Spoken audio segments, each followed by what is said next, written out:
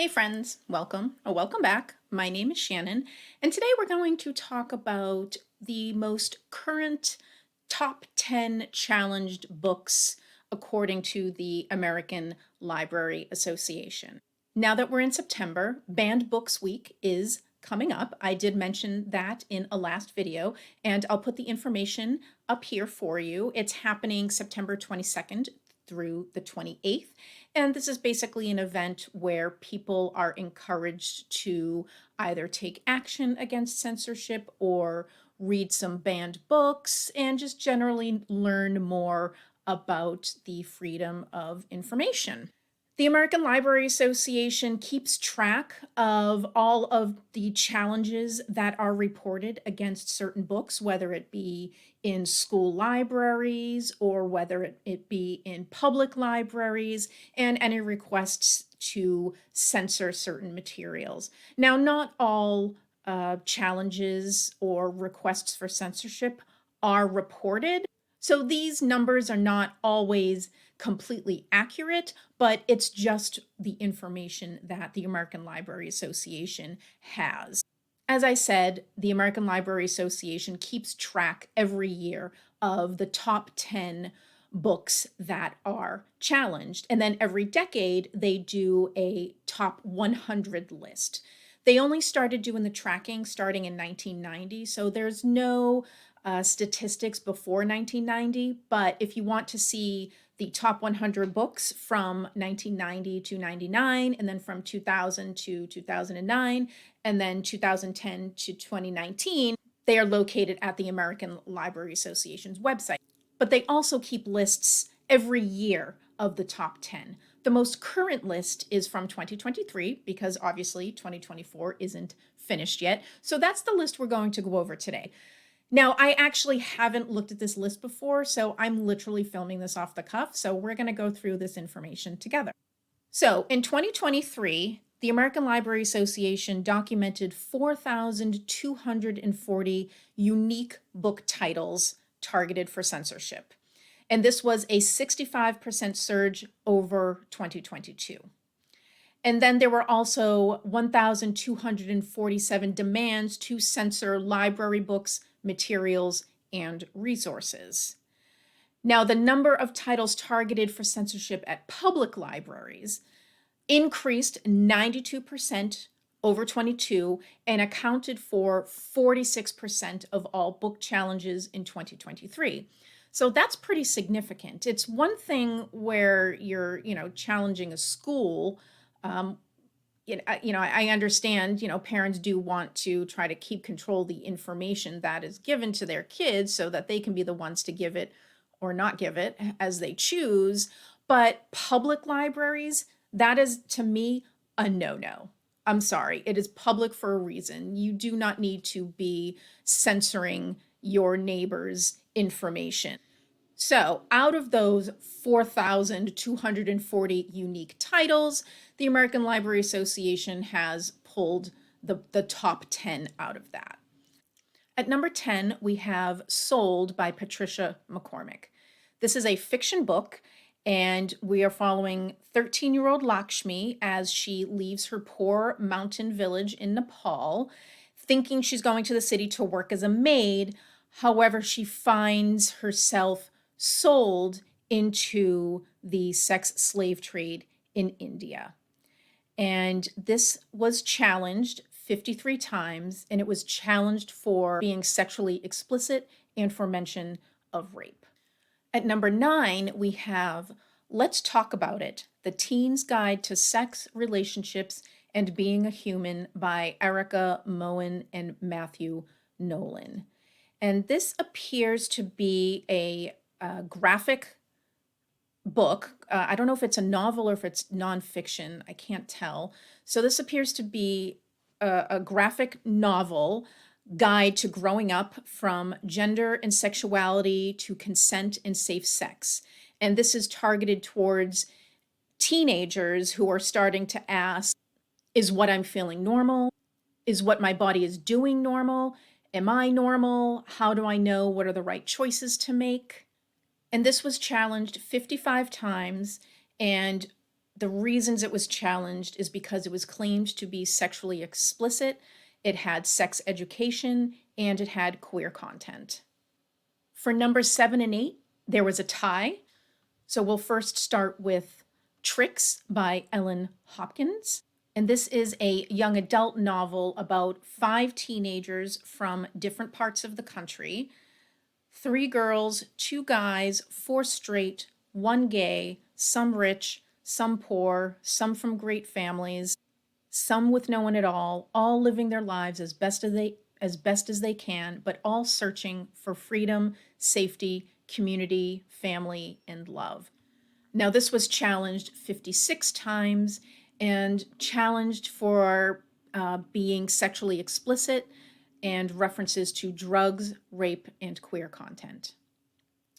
This was tied with Me and Earl and the Dying Girl by Jesse Andrews.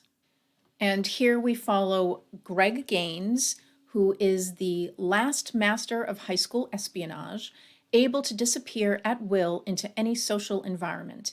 He has only one friend, Earl, and together they spend their time making movies, their own incomprehensible versions of Coppola and Herzog cult classics, until Greg's mother forces him to rekindle his childhood friendship with Rachel. Rachel has been diagnosed with leukemia, cue extreme adolescent awkwardness, but a parental mandate has been issued and must be obeyed. When Rachel stops treatment, Greg and Earl decide the thing to do is to make a film for her, which turns into the worst film ever made and becomes a turning point in each of their lives. Oh, that actually sounds like a really good story. So this was challenged 56 times, and it was claimed to be sexually explicit and included profanity. At number 6, we have The Bluest Eye by Toni Morrison. If you remember from my last video, Toni Morrison has topped the banning charts since the moment it was published, so I am not surprised to see it on this list. We're following 11-year-old Piccola Breedlove, a Black girl in America whose love for blonde, blue-eyed children can devastate all others. Prays to God for her eyes to turn blue so that she will be beautiful, people will notice her, and her world will be different.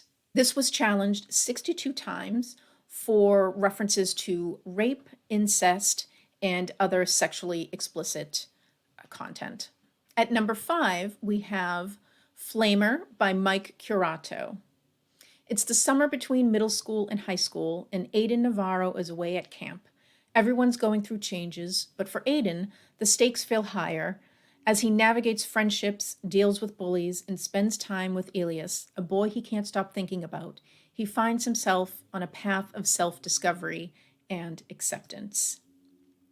This was challenged 67 times, and it was challenged for queer content and claimed to be sexually explicit.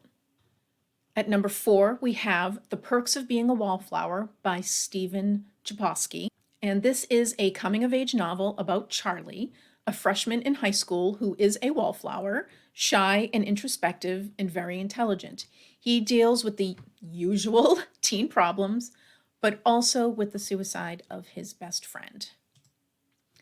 And this was challenged 68 times, challenged because it was claimed to be sexually explicit. It had queer content in reference to rape, drugs, and also profanity. At number 3, we have This Book is Gay by Juno, Dawson. I think this appears to be a non-fiction book, and it is a candid and uncensored exploration of sexuality and what it's like to grow up queer. It also includes real stories from people across the gender and sexual spectrums, and it also has some illustrations. Originally published in 2014 in the UK.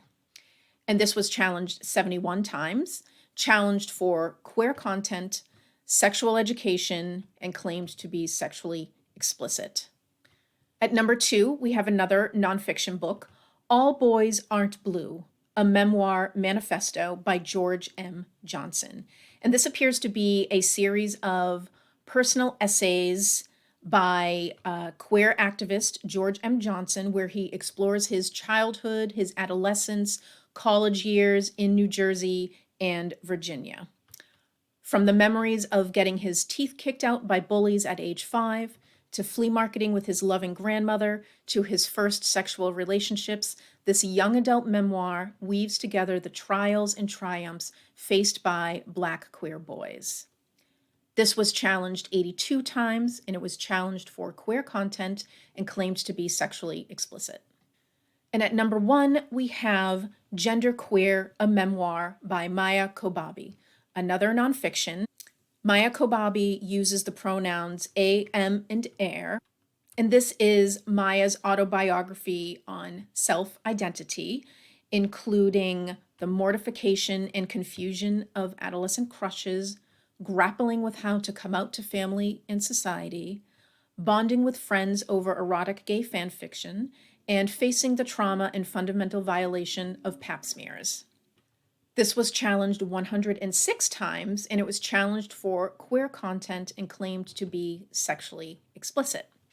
So these are the 10 books that were the most challenged according to the American Library Association from 2023. And as I go through this list, there is a definite theme here. Most of them, if not all, so let's see, most of them are challenged due to queer content. So 1, 2, 3, 4, 5, 6, 7. 7 out of 10 books challenged due to queer content. And then the rest due to just being sexually explicit. So there's definitely a theme here, and I'm not surprised. As we've seen in the news, there's definitely been a lot of hostility within the queer communities, and I know that there are a lot of states that are trying to implement legislation that is detrimental to the queer community. And from what I can tell from these books, these all appear to be written for younger people. It's not like these are adult books being taught in schools with adult themes that maybe some kids just aren't ready to handle. These appear to all be targeted towards teenagers and what they are going through, what they're trying to figure out as they're becoming adults. The only one that maybe isn't targeted towards teenagers is The Bluest Eye by Toni Morrison, but all of the others, they're for teenagers. These were written for teenagers. Again, I'm not surprised, especially with what's going on all over the country with legislation being proposed. So I encourage you to pick up one of these books, read it, let everyone know you read it, let everyone know that you do not support these books being challenged. The books that I'm going to pick up will be All Boys Aren't Blue by George M. Johnson. That looks really interesting. And maybe Me and Earl and the Dying Girl by Jesse Andrews. I've already read The Bluest Eye by Toni Morrison, so I'm already familiar with that story. I'll be sure to put links to all of the information that I just talked about below, and that way you can get a start on your banned books journey in celebration of Banned Books Week this month in September. And that is all I have for you today. Thank you so much for joining, and I hope you have a great day. Bye.